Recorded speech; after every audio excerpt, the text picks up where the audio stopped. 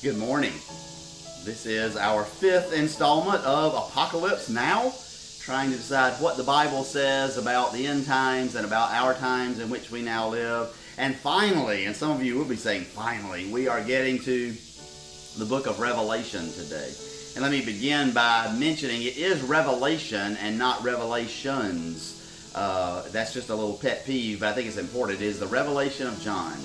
And if we were to describe the book of Revelation in one word, most of us would probably say prophecy or prediction, or maybe, although it's not one word, end times. But actually, the best one-word description of Revelation is worship. Revelation is written in the context of worship. John is exiled on the island of Patmos, and one Sunday morning, he is worshiping. He is in the Spirit, he says, and he has this amazing vision, and then he is told to write it down. And so he writes down this wonderful vision that he has. And throughout the book of Revelation, the theme is that Jesus Christ alone is worthy of worship. No one else is worthy of worship. And when we worship Jesus, we are on the right side, if you will, and we are countering all of the forces of darkness. And we are being the people that we have been called to be, the people that we have been chosen to be, and we are faithful. And we will see that at the very end of today's session. So as we think about Revelation, let's just kind of dive right in a sense. In the first chapter, John says he is on the island and he is in the Spirit on a Sunday morning, and he begins to have this vision. He hears this trumpet behind him, and he turns around, and here is what he sees. And you will recognize the reference immediately. Then I saw one like the Son of Man. One like the Son of Man. What is that? Comes out of Daniel, remember? And Jesus predicts this as well. Daniel predicts that the Son of Man we lifted up and put on the right hand of the Father. Jesus predicts that he is the Son of Man in Matthew 24, as we saw.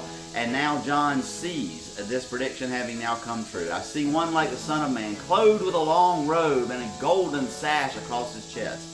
His head and his hair were as white wool, white as snow. His eyes were like a flame of fire. His feet were like burnished bronze, refined as in a furnace, and his voice was like the sound of many waters. In his right hand he held 7 stars, and from his mouth came a sharp, two-edged sword, and his face was like the sun shining with full force.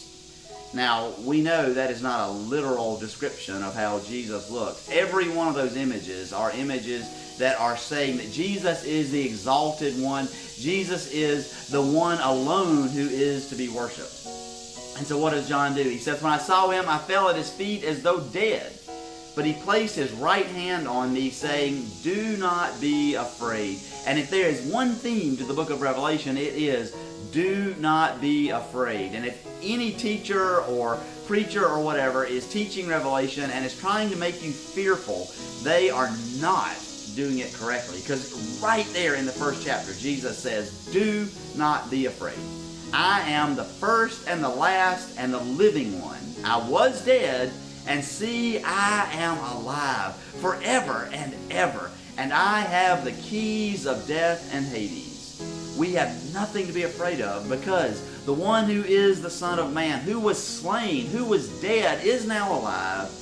And not only is he alive, but in his resurrection, he now has the keys to death and to hell. So what could we possibly be afraid of? So this is a book about worship, and who are we going to worship? Now, one of the classic, probably most well-known phrases in the book of Revelation is the mark of the beast. And there's all kinds of theories about what is the mark of the beast. So I want to spend a minute or two talking about the mark of the beast and seeing how it fits in with this overall concept of worshiping Christ. And let me mention that tomorrow we will talk about the rapture, which is the other thing that we hear a lot about, and I think it's also very much misunderstood. But in Revelation 13 is where we read about the mark of the beast. And we read, then I saw another beast that rose out of the earth. It had 2 horns like a lamb, and it spoke like a dragon. So 2 horns like a lamb. It's pretending to be the lamb, but it is actually more like a dragon, of course. So this is really just a way of saying a lion in lamb's clothing, or a wolf in lamb's clothing. Also it caused all, both great and both rich and poor, both free and slave, to be marked on the right hand or the forehead, so that no one can buy or sell who does not have the mark, that is, the name of the beast and the number of its name. This calls for wisdom. Let anyone with understanding calculate the number of the beast, for it is the number of a person. Its number is 666. So the mark of the beast is something that will allow those who need to purchase, to buy and purchase things. And if you do not have the mark on your hand or on your forehead, then you're not allowed to purchase, engage in commerce. And the number, of course, is 666, even though very significantly we need to know there are some ancient translations that read 616, 616. And that's going to become very important. But let's talk about buying and purchasing first. What is going on here? Well, we don't pick up the cultural reference, and we talked yesterday a little bit about the fact that this did come from another place and another time, and we can miss it. But here's what's going on there. At this day and time, of course, Rome was the power that ruled the world. And Rome was actually fairly tolerant of religions as long as you were willing to let your religion be one of many of the religions. And so you have that temple in Rome that's the Pantheon. And Pantheon means everything. And that was a temple to all of the gods. And so when they would conquer a new country, they wouldn't say, you have to worship our gods. They would say, just bring your gods into the Pantheon and you worship with us all of the gods. And they kind of were trying to cover their bases. So if we worship all of the gods, maybe we won't offend any of them. And so in order to be able to enter the marketplace, you would have to make a sacrifice to the gods. And it might be a monetary sacrifice or it might be an animal sacrifice. But you had to make a sacrifice to the gods. And making a sacrifice to the gods is what? It is worship. And so you have to worship all of the gods in order to enter the marketplace. And once you had done your worship, they would put a mark on you, on your wrist, on your hand, or maybe on your forehead. And it'd be kind of like today, where if you go to a concert and they may put a stamp on your wrist, or maybe put on your hand, or maybe put a band on your wrist, so you can come and go from the concert. Well, this is the same kind of thing, except this was to let you into the market. And why do you go into the market? Because you need to buy and sell things in the market. And so Christians had this huge dilemma. Do we sacrifice to idols in order to go into the market? And you may know Paul spilled a lot of ink about, can we eat meat that has been sacrificed to idols? And there's a lot of that in the New Testament. Those aren't concerns that we have today, and yet we still do have a similar concern. And that is, are we very careful that we aren't accidentally giving in to the culture and worshiping other things than Jesus? It would be easy, very tempting to just pay your fee as a sacrifice, make an animal sacrifice, and not mean it. I'm not really worshiping. I'm just doing this in order to get into the market. But in doing so, you are compromising yourself. And I think we can do the same thing today, specifically in buying and selling. And so the products we buy, have they been produced by slave labor or exploited labor? And we can't know everything, and I don't think we can obsess about it completely, but we can know some ways. One of my guilty pleasures is coffee, and I don't start any day without coffee. And I decided a few years ago that I was always going to buy fair trade coffee.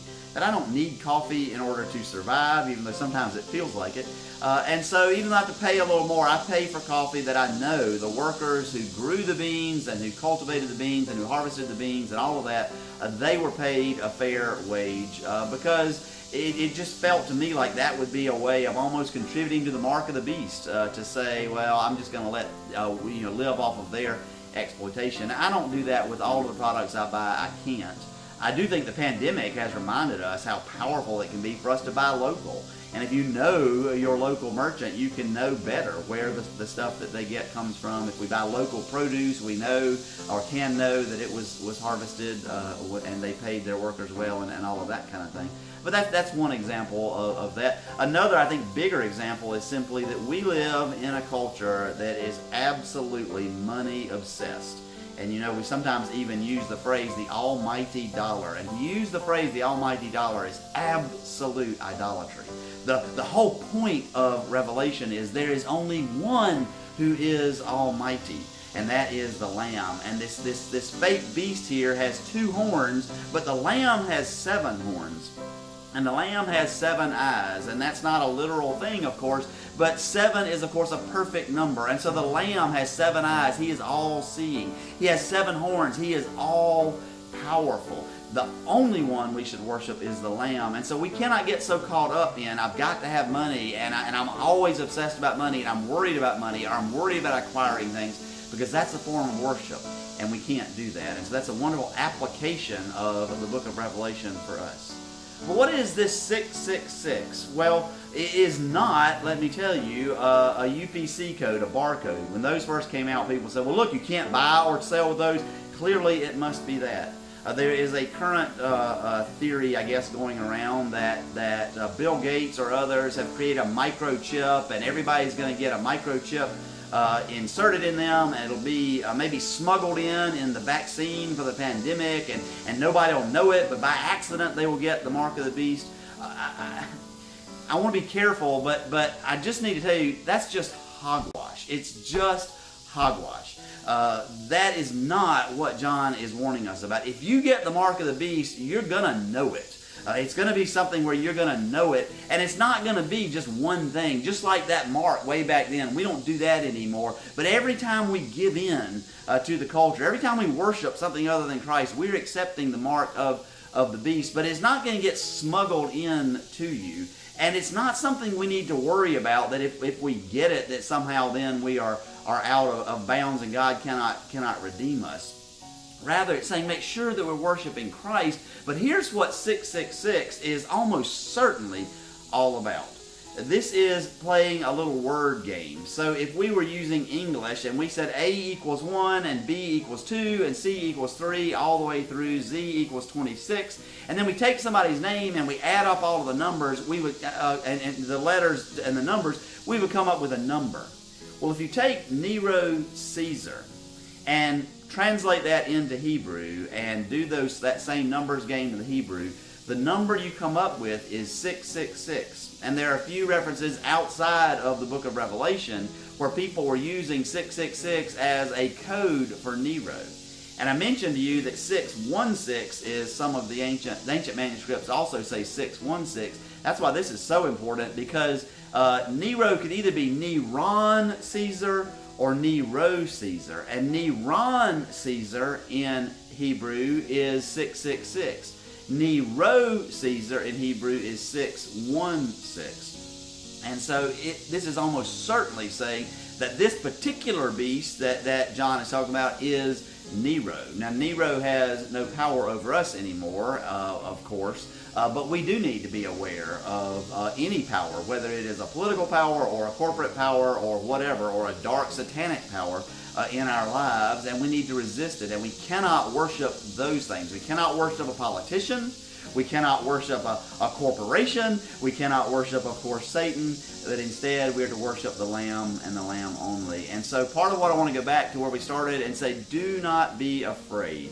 You are not going to accidentally be given the mark of the beast. If you get it, you will accept it. And if you accept it, the wonderful news that we always have is, because in one sense or another, all of us from time to time have accepted the mark of the beast. We've worshiped something that wasn't Christ. We are offered forgiveness. We are offered the ability to come back into the good graces of Christ through the grace of Christ.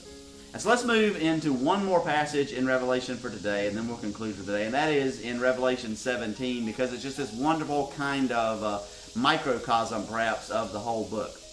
So Revelation 17 tells us, I saw a woman sitting on a scarlet beast that was full of blasphemous names, and it had 7 heads and 10 horns. As for the beast that was and is not, and I've skipped a little bit there, as you can tell, it is an 8th. But it belongs to the 7, and it goes to destruction. The beast goes to destruction. All of these terrifying things Just like in the book of Daniel, where the lions were able to threaten and terrify Daniel, but they were not able to ultimately do him in. And then we move into Daniel 7, and there are all these beasts that ravage the world, but eventually they are all put down. Likewise in Revelation, all the beasts end up in destruction.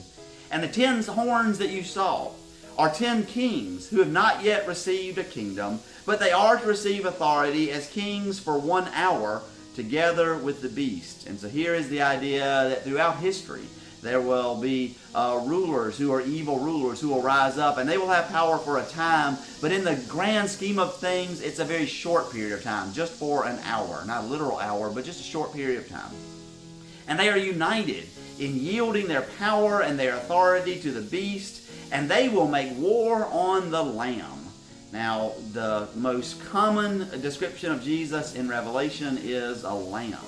Now, if I'm looking for a protector, if I'm looking for a defender, if I'm looking for one who can tell me, don't be afraid, a lamb is not going to be what I'm going to look for. I want to look for the great lion of God, and that sometimes is an illustration as well. And yet Jesus, 29 times in Revelation, is referred to as a lamb, time and time again. And that goes back to that idea of the Son of Man, that God's ways are so different than our ways. And so this gentle lamb, not even a fully grown sheep, is the one that the beast makes war on. And so we would expect that the beast would easily dispatch the lamb. Surely hatred is so much greater than love. Surely evil is so much greater than good. And yet, of course, what happens? They will make war on the lamb, and the lamb will conquer them. Just in a sentence. And the lamb wins. Why?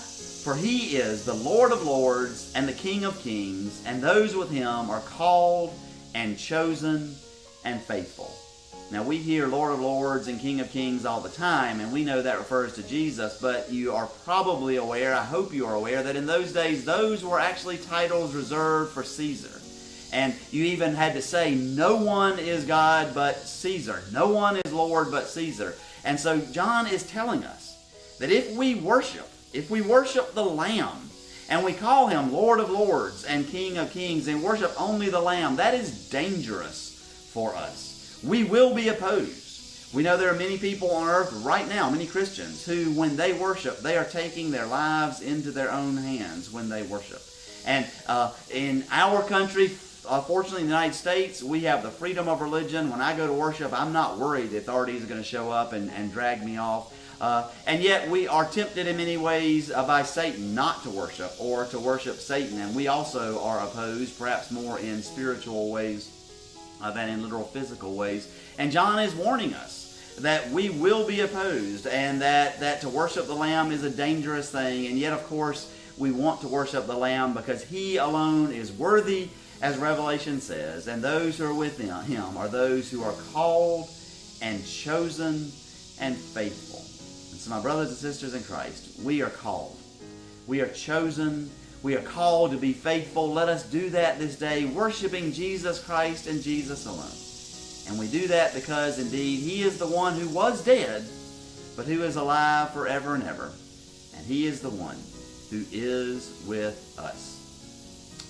Amen.